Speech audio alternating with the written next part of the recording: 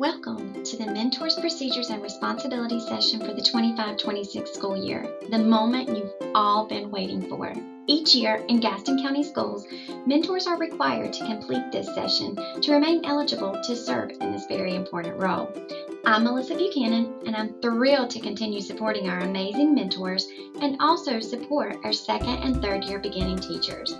For those of you working with BT1s, Celeste Sadler is the go-to person for BT1s. Thank you for joining me today. Now let's jump in and get started.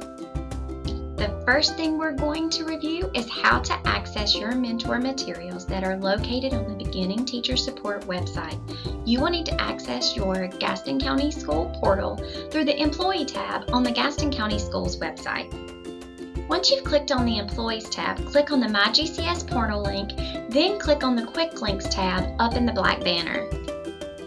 The Beginning Teacher Support Program website is easily located on the Quick Links page. The BTSP website provides more information for those who participate in the Beginning Teacher Program and their mentors. As a mentor, you will be most interested in the Mentor tab. We'll talk about all of the subtabs today, but we will first start with the Forms for BT Folders tab. We are going to start with the optional documents. The Mentor Observation Form is an optional form. It is best practice to visit your beginning teacher's classroom to provide advice on how to improve classroom management skills and instructional strategies.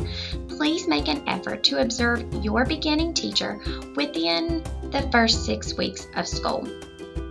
Another optional form is the Observing Another Teacher form. When your beginning teacher has an opportunity to visit an experienced teacher's classroom to see classroom management techniques in action, this form will be helpful for the beginning teacher to document things noted during the observation to help improve or to validate their own teaching strategies. You don't turn this form into me or anyone else. It is simply used to help guide your conversation during your debrief with the beginning teacher after the observations. Now let's talk about the fun stuff, documentation. Let's be honest, no one likes it, but it has to be done. Visit the Forms for BT folders to begin your documentation. The mentor contract will need to be completed with your beginning teacher during your first meeting. These contracts need to be updated each school year with a new form. Please note the revision date. If you have accessed the correct form, it should have July 2025 in the bottom right corner. When the contract is complete, please send a copy to Melissa Buchanan in Human Resources. Give a copy to your principal for the BT folder, give a copy to your beginning teacher, and keep a copy for yourself. Hold up. Before we move on, let's take a closer look at the mentor contract. You'll notice there's a place for you to circle which day of the week you plan to meet with your beginning teacher.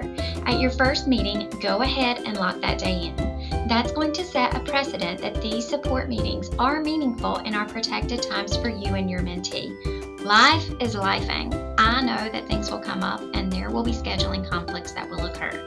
But if it's a protected time on both of your calendars, those conflicts will be less frequent.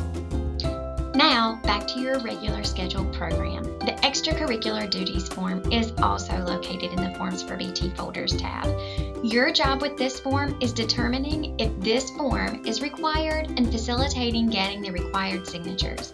If your beginning teacher is involved in an extracurricular duty, this form must be completed.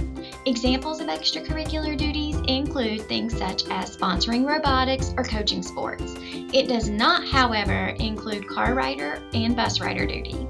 That's just one of the joys of teaching. This form states that the beginning teacher has willingly chosen to participate in those activities. Please do not send in a form if there is nothing written on the long lines that are provided.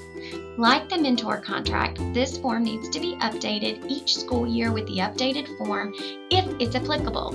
This year's form should have July 2025 in the bottom right corner. When you obtain the signatures, please send a copy to Melissa Buchanan, me, at HR. Give a copy to your principal for the BT folder. Give a copy to your beginning teacher and keep a copy for your BT file. Monthly support meetings between you and your BT need to be documented in the Monthly Mentor Log, which is easily located on the Monthly Mentor Log subtab. If you are mentoring a BT 1 or 2, 4 meetings per month need to be documented, but if you are mentoring a BT 3, 2 meetings per month need to be documented. Logs should be submitted by the 25th of each month. An August log is required since we are starting school early August. You will provide a summary of topics discussed in each meeting, and some discussion will need to address one of the 5 North Carolina professional teaching standards. By the end of the year, you should have discussed all 5 North Carolina professional teaching standards. If all email addresses are entered correctly on the Google form, you and your mentee should receive an automatically generated email. Once you receive the email, please print it. You, your mentee, and your principal will sign it. Once everyone has signed it, you're going to need a copy, your principal and your mentee will need a copy. You do not need to send a copy to me at HR. The Checklist for Discussion tab provides topics which can be covered during the monthly support meetings held with your BT. These checklists differ for beginning teachers in their first, second, and third year of teaching. If a new teacher is hired in December or later, he or she is labeled as a BT0. If you have a question about your BT status, please contact me and I will gladly help you. These checklists can assist you in keeping notes on the topics discussed at each meeting to easily complete the monthly mentor log at the end of the month. You can use them electronically as a checklist by making a copy of the spreadsheet, or you can print them by clicking on the PDF hyperlink. State board policy mandates beginning teachers to have his or her mentor sign the initial, mid-year, and end-of-the-year PDP and NESAs. Your principal will assign rights to you to access your mentee's PDPs and NESAs. Please remember to sign at each period. A calendar of NESA's due dates is available on the BTSP website. Please mark these due dates on your calendar, keeping in mind that your principal may set earlier due dates to monitor compliance. I will send you emails throughout the school year to remind you. PDP due dates are September 8th, January 23rd, and May 19th. The self-assessment is due on September 8th as well. All BT1s that attended the first 3 days of TIPS started working on a paper copy of their self-assessment. Many of them will need to revisit their self-assessment and make some adjustments to it now that they have been in the classroom for a few weeks. Please talk through this with your beginning teacher and help them submit their self-assessment in NESAs. This graphic organizer, Responsibilities of Mentors, is located in the Mentor Training tab on the BTSP website. Hopefully, it will be a useful tool to remind you of the responsibilities you have agreed to fulfill as a mentor to a beginning teacher. Please do not forget to remind your beginning teachers about TIPS meetings. They are required, and if they do not attend, it will affect them getting their continuing license and exiting the beginning teacher program. Celeste Sadler is the contact for BT1s and TIPS. The meeting dates for TIPS will come from her. I'm the contact for BT2s and 3s and for TIPS 2 and 3. I'm changing things up a little this year. BT2s and 3s will be given a menu of professional development options to choose from. There will be at least 10 options to choose from, and they must choose at least 4 during the school year to attend. This will count as their TIPS 2 and 3 meetings, so no excuses for them not to attend. Even if they coach, they should be able to find at least 4 PD opportunities to attend that fit into their schedule. Can they attend more than 4?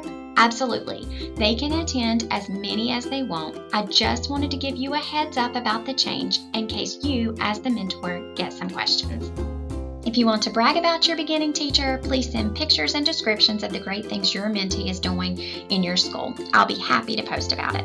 Finally, in order to receive credit for participating in the Mentor Update session for this school year, do not forget to complete and submit the Mentor Procedures and Responsibilities Participation Form attesting that you have indeed watched this action-packed video.